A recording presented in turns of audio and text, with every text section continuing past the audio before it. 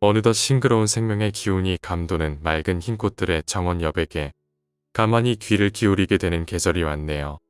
주님의 시계는 순리를 거스르는 법이 없어서 꽃들의 환희가 절정에 이르는 새벽이면 저도 모르게 감탄사를 내뱉게 되네요. 네, 안녕하세요. 찾아와 주셔서 감사합니다. 처음 뵐게요. 목사 주선영입니다. 쑥스럽지만 자기소개를 한다면 당연히 제 얼굴도 보여드려야 한다고 생각해서 저번 달에 시내에 갔을 때 찍은 프로필 사진을 한번 보여드릴게요. 보여드리니까 되게 쑥스럽네요. 포토샵도 성의껏 해주시는데 제가 원래 얼굴이 좀 탄 편이라서 피부도 밝게 해드릴까요? 하셨는데 아닙니다. 괜찮습니다 했어요.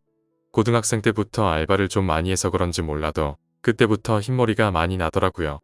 안 그래도 사진 찍으러 가기 전에 혼자 거울 보면서 새치를 좀 뽑는데 지나가던 마을 어르신이 뽑아준다 하시길래 괜찮습니다. 저보다 나이 많으신 분에게 어떻게 그런 부탁을 하면서 거절했는데 한사코 뽑아주신다길래 뒤돌아서 고개 숙이고 있었는데요. 새치는 한두 개고 검정머리를 왕창 뽑아 놓으셨더라고요. 하하, 그래도 정말 고맙습니다 하고 관사에 가서 요플레를 좀 꺼내드렸어요. 오늘은 첫 영상이기에 주님과 멀어졌던 제 이탈이 제자리를 찾을 수 있었던 오직 주님만이 나의 생의 모든 것이라는 사실에 눈을 뜬 계기를 말씀드리고 싶네요. 어릴 적에 주말이면 어머니 손에 이끌려서 항상 동네에 있는 작은 교회에 갔었죠. 일찍 일어나야 하는 게 정말 싫었는데요. 거기가 밥이 공짜다 라며 저를 때리셨기에 어쩔 수가 없었습니다. 테이블 밑에서 합찬 속에 음식을 계속 집어넣는 어머니를 본체 만취하며 고개를 푹 숙인 채로 허겁지겁 밥을 먹었죠. 그땐 그게 너무 창피했어요. 차라리 내가 굶고 말지 이런 철없는 생각까지 했었죠.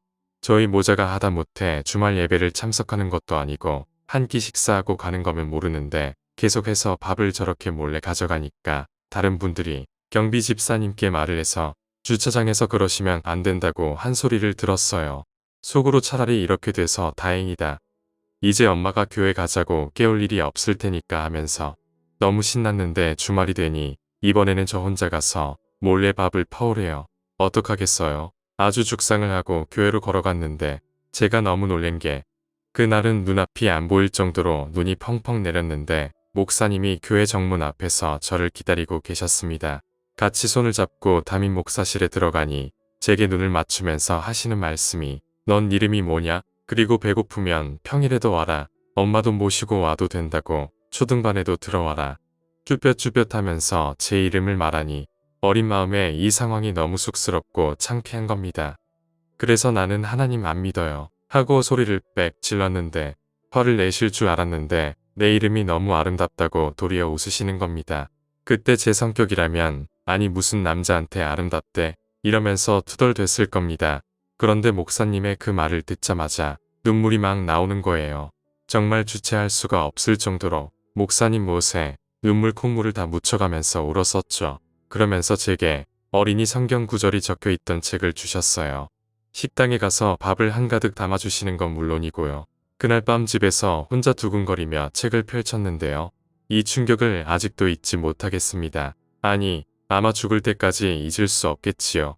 주님께서 그대에게 복을 내리시고 그대를 지켜주시리라. 주님께서 그대에게 당신 얼굴을 비추시고 그대에게 은혜를 베푸시리라.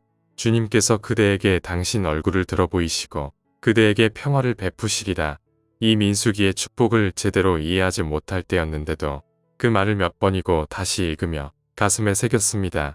그 후로 저는 주말이면 창피하다는 어머니의 손을 잡고 주말 예배에 갔었죠. 어머니를 보면서 느낀 건 사람은 정말 환경의 영향을 받는다고 생각했습니다.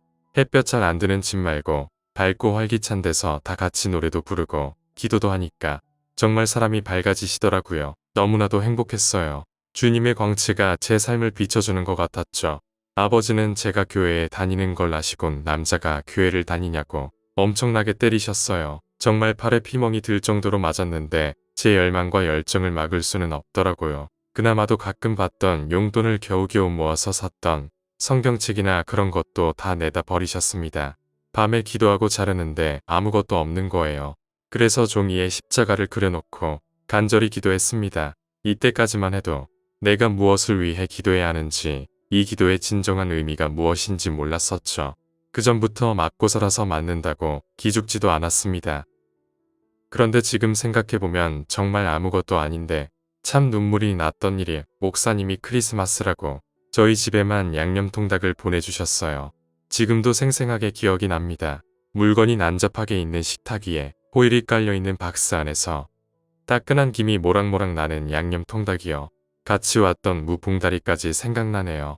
그런데 아버지가 그걸 크리스마스라고 가족끼리 다 같이 먹기는커녕 제가 이런 걸 먹으면 버릇이 들어서 사주라고 조를 거라고 그대로 통닭을 포장도 안 풀고 저희 집 옆에 있는 아파트 분리수거장에 버리러 가셨어요. 근데 한참이 지나도 안 오시는 거예요. 엄마가 저를 붙잡고는 지 혼자 먹고 오는 게 틀림없다고 욕을 막 하시는데 정말 마음이 슬프더라고요. 교회 가면 다른 가족들은 가만히 앉아만 있어도 정말 잘했다고 칭찬하고 서로 사랑하는데 왜 우리 가족은 그럴 수 없는 것인가 하는 의문이 들었습니다. 종국에는 양념통닭을 보내주신 목사님이 원망스럽더라고요. 그러면 안 되는데.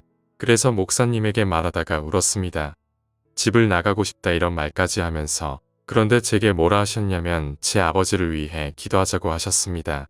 왜 아빠를 위해 기도해야 되냐고 막 따지는데 지금 내 말을 너가 이해하지 못할 수도 있다. 그렇지만 빠른 시일 내로 이해하게 될 거라고.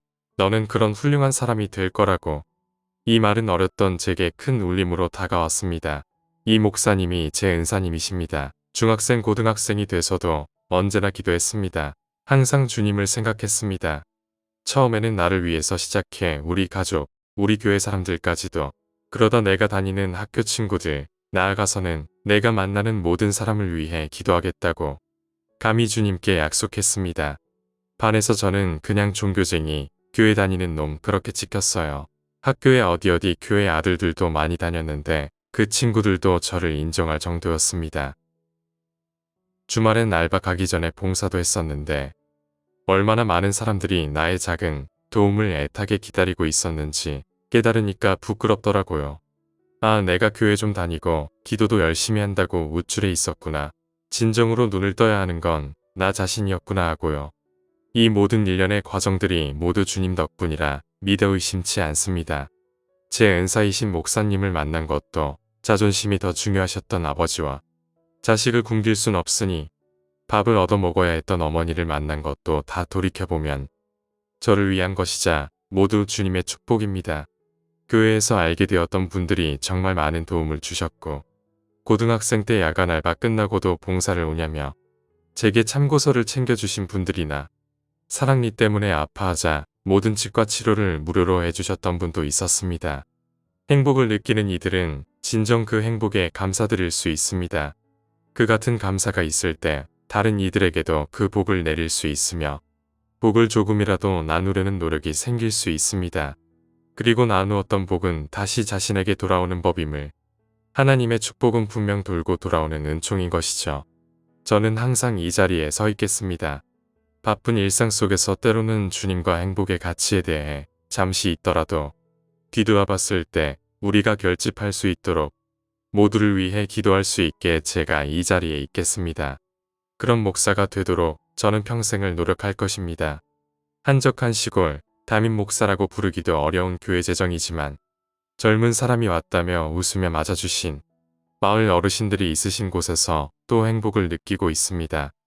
오늘 저의 영상을 찾아와 주신 분들 너무나도 감사드립니다.